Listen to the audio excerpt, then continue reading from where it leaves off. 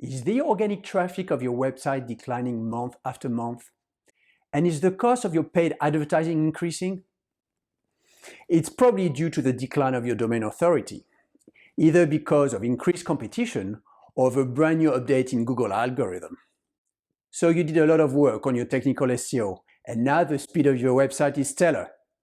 You also produce quality content and focus the resources of your team in producing even more, and that's the right approach.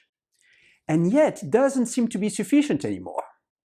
So the next step for you to build your online credibility is, of course, to use social media. The problem, though, is that there's so many channels out there. You can't do it all unless you hire an army of experts that will cost you an arm and a leg.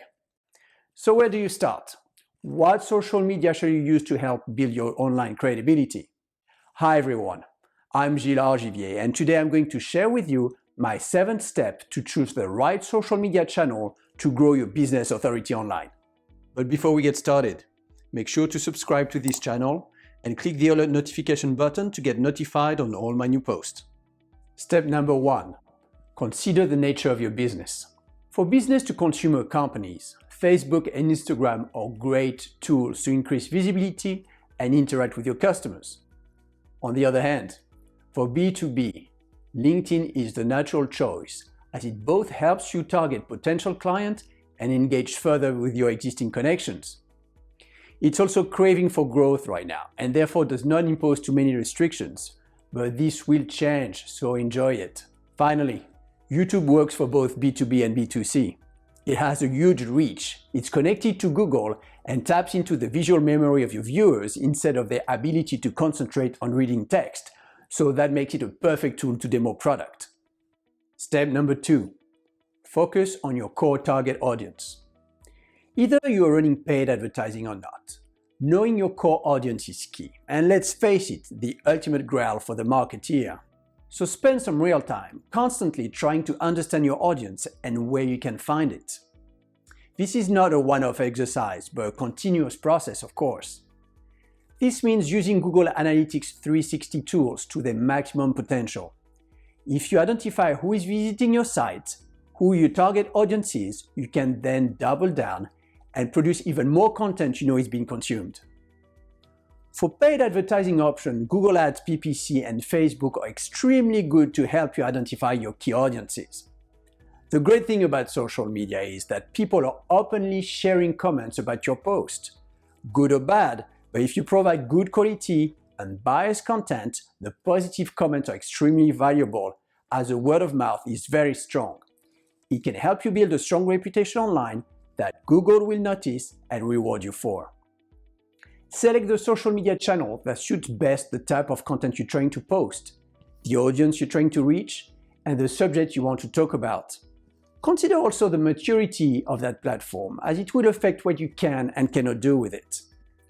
Consider also that you are likely to use multiple social media platforms yourself, and so does your targeted audience. So considering a few channels, as long as you have the time, might not be a bad idea.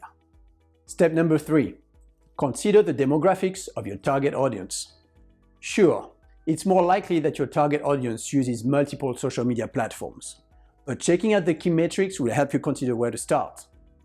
So the key elements you should be gathering about your audience before you make a choice are like gender, cultural origin, age group, income brackets, level of education, and where they live. As an example, if your target audience is a 25-year-old white male with a college degree who lives in the city and makes over $75,000 a year, then your focus should definitely be YouTube. Do not worry, if you want to check out the complete social media comparison list based on demographics data, I will post it on my website for you to review. Step number 4, connect with influencers to select your channels. To see where your content gets engagement, try influencer marketing. There are thousands of influencers out there to choose from. The great thing is that many of them reach multiple social media channels. So create a few good pieces of content or work with the influencers to create it. They will post it on their channels, and this way you can test the waters and see what channels resonate best with your target audience. One word of caution though, influencer marketing can get very expensive, so shy away from major influencers that won't give you a good ROI. Instead, focus on micro-influencers, which are the influencers with around 5,000 followers. They have a reach across multiple channels, and they are usually more trusted for their honesty when they publish content. If you don't know where to start looking for influencers, you can use tools like Pitchbox, BuzzSumo. Both will help you make your selection. I'll leave a complete list in the toolbox section of my website for you to check out. Step number 5. Reverse engineer your competitors' channels. First, draw a list of your closest competitors. Check each of their social media pages and see what contents they are posting, how often they are doing so, and how many users are engaging with the content. This should give you a great idea on how to proceed and on what social channel to focus, as well as what kind of content performs and doesn't. Step number 6. Focus on your website first. Your website is the cornerstone of your digital presence, and therefore should be the first thing you do before going on social media. Sure, social media platforms are quicker to use at first, but the long-term play here is to have your own website that you can develop, manage, and monetize. It's your digital business card and the key to your credibility. So spend careful time crafting it, optimizing it, and posting amazing content. Use social media next to expand your reach and drive traffic back to your site. Finally, your site will help you build a contact list that is yours to manage.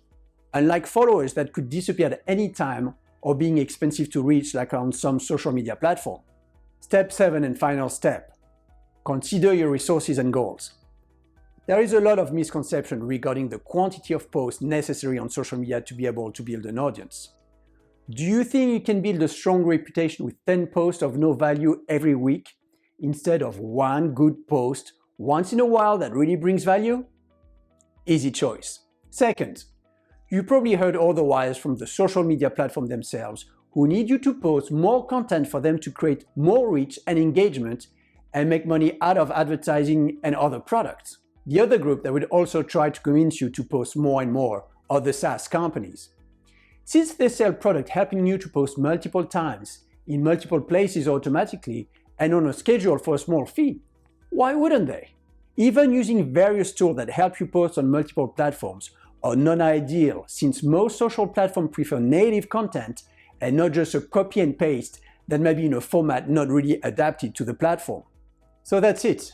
If you need help with your digital marketing needs, check out my website, gillesargivier.com. If you enjoyed this video, like it, share it, and tell other people about it. Thank you for watching.